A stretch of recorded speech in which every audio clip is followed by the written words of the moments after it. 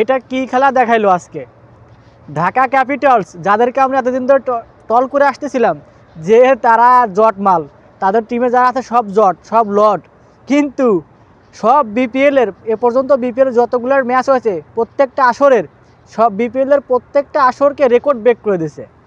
255 run, এই run এই BPL ক্যারিয়ারে, বিপিএল ইতিহাসে কোনোদিনও হয় নাই। Just wow. যদিও রাজশাহী আজকের দিনে তারা এমনভাবে মিস ফিল্ডিং করতেছিল, মনে হচ্ছিল তাদের আজকে হাত পায়ে ঝং ধরে গেছে, মনে হচ্ছিল আজকে থাতে লেগেছে, তাদের হাত পা কাঁপতেছে ব্যাটিং করা দেখে, এরকম মনে হচ্ছিল।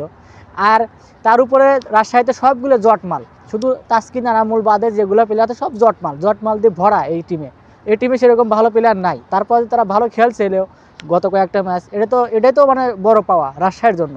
দুর্বল রাজশাহী, আসলে দুর্বল রাজশাহী, তাদের দুর্বারে আর হয়ে ওঠে নাই। এবারের বিপিএলের সবচেয়ে বড় রেকর্ড করলো এই হচ্ছে ঢাকা ক্যাপিটালস। আর ঢাকার পক্ষে লিটন দাদা ও কি খেলা দেখাচ্ছে, তার দাদার কেরিয়ারের সেরা একটা ইনিংস। 55 বলে, মাত্র 55 বলে 125 রান।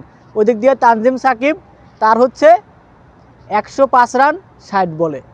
দুইজন মিলে 19 ওভার পর্যন্ত খেলছে, 19 ওভার পর্যন্ত, দুইটা ব্যাটসম্যান মিলে। বিপিএল ইতিহাসে সেরা পার্টনারশিপ, সেরা ইনিংস, সেরা সব কিছুই সেরা পুরা বিপিএল ইতিহাসে। জাস্ট রেকর্ডের বন্যা বয় দিছে।